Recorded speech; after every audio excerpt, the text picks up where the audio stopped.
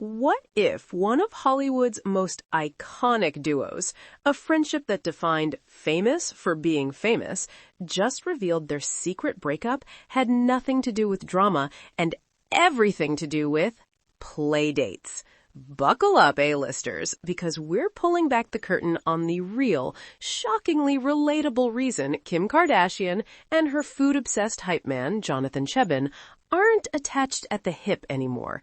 Spoiler alert, it's not a feud, it's not a scandal, it's the universal, soul-crushing, carpool line reality of adulting. This is a story of friendship evolution, the gravitational pull of parenthood, and why sometimes you have to trade clubbing in Miami for chicken nuggets in Calabasas. Quick favor, if you're living for this surprisingly normal celebrity tea, hit that subscribe button. Over 92% of viewers haven't yet. It's free, takes a second, and it's your VIP pass to decoding the human side of Hollywood. If you did, welcome to the inner circle. Now, let's get into the friendship autopsy. Let's rewind to the golden age of the 2010s, when the phrase ride or die was less about loyalty and more about who could secure the best table at the hottest club. This was the era of Kim Ye's rise, of keeping up, dominating TV, and of one man who became as synonymous with Kim's brand as contouring. Jonathan Cheban, aka Food God. He wasn't just a friend, he was a supporting character in the Kim Kardashian cinematic universe. His dynamic was pure, unadulterated B-roll gold.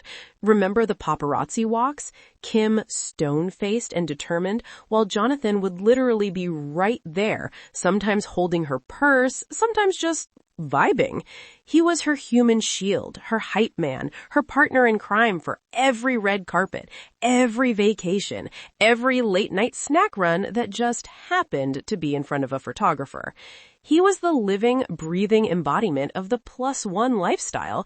He wasn't famous for a talent, he was famous for proximity, and he perfected it into an art form. He was the friend who made hanging out a profession. But here's the thing about being the ultimate +1. Your entire existence is tied to someone else's schedule. And in 2014, Kim's schedule got a massive, adorable, and incredibly demanding upgrade named Northwest. Then came Saint, Chicago, Som. Kim didn't just have a baby, she built a whole battalion. Her life pivoted on a dime from a meticulously curated reality show plotline to the beautiful, chaotic, yogurt-smeared reality of motherhood. Suddenly, her priorities weren't which club to hit or which outfit would break the internet, but which preschool application was due and how to negotiate nap times. Meanwhile, what was Jonathan's priority? Securing the truffle burrata at the newest pop-up. He was still living the food god dream, jet-setting, dining, being seen. Their lifestyles, once perfectly in sync, like two halves of a glamorous clamshell, began to drift into different solar systems. Kim was orbiting Planet Mom, and Jonathan was still blasting through the galaxy of perpetual nightlife. This brings us to the podcast moment that broke the internet's detective brain. January 2026. Kim, sitting with sister Chloe, decides to address the elephant in the room. I think people think that we don't talk. Cue the dramatic FaceTime to Jonathan, who answers from a buzzing dinner in Miami. A visual metaphor so perfect you couldn't script it better. After the call, Kim drops the truth bomb with the simplicity of a genius. Jonathan and I are good. Here's the thing. I had kids. Chloe chimed in with the mic drop follow-up. Especially when someone else doesn't have kids, it's not like you can do play dates. Boom. There it is. Not betrayal, not a fight over money or fame, just the ancient universal algorithm of friendship that calculates number of kids times amount of sleep deprivation equals drastic reduction in spontaneity. Kim's currency was no longer VIP access, it was time. And time with 4 kids under 13 is a non-renewable resource more precious than any Birkin bag. Let's deep dive into this friendship drift phenomenon because it's the real star of this show. Kim described it perfectly. Jonathan is not going to come and sit around Calabasas all day. He's like always on the move. This isn't a Kardashian-specific problem. This is the great divide of your late 20s, 30s, and beyond. You have the kid people and the kid-free people. The kid people's idea of a wild night is finishing a glass of wine before it gets warm and maybe watching an entire movie without interruption. The kid-free people are still optimizing their lives for brunch reservations and last-minute trips to Tulum.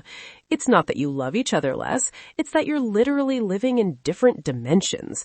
One dimension has sticky floors and a soundtrack of Cocomelon, the other has clean surfaces and a soundtrack of, well, probably also Cocomelon, but ironically at a party.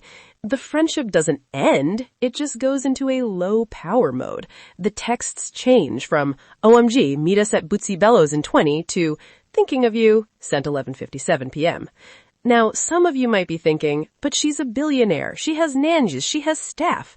And you're right, the scale is different, but the principle is shockingly the same. Even with a village, Kim is the CEO of Kardashian Inc. and the COO of Westchild Operations. Her time isn't just about physical presence, it's about mental and emotional bandwidth.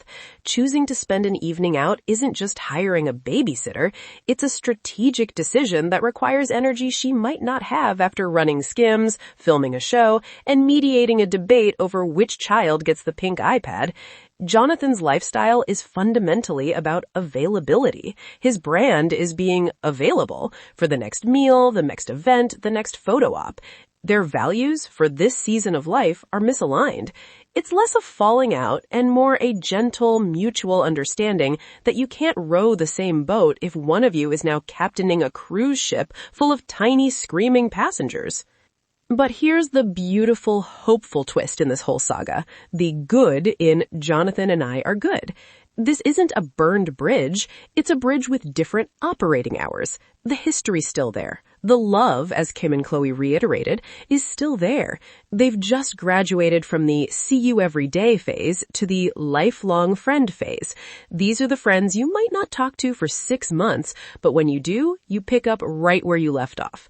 They're your living memory banks, and in the hyper-curated transactional world Kim operates in, that kind of history is its own form of priceless currency. Jonathan represents a chapter of her life that was unapologetically about fun, fame, and figuring it all out on camera. You don't throw that away. You just archive it, knowing you can pull it out when the time is right. So, what's the ultimate takeaway from the great Kim and Jonathan drift of the 2020s? It's a masterclass in graceful friendship evolution. It teaches us that the strongest bonds aren't measured in constant togetherness, but in the ability to change alongside each other, even if that means changing apart for a while. Kim didn't throw a friend away for her kids. She reprioritized, which is what every parent, famous or not, has to do. And Jonathan didn't get fired. He got a promotion to legendary era friend. Their story is a surprisingly deep reminder that in the circus of celebrity, beneath the filters and the feuds, are real human experiences. The bittersweet, necessary process of growing up and growing into different versions of yourself, while hoping the people who mattered along the way still love the person you've become, even if that person now has apple juice stains on their $5,000 sweatshirt and can't remember the last time they saw midnight in Miami. Thanks for watching.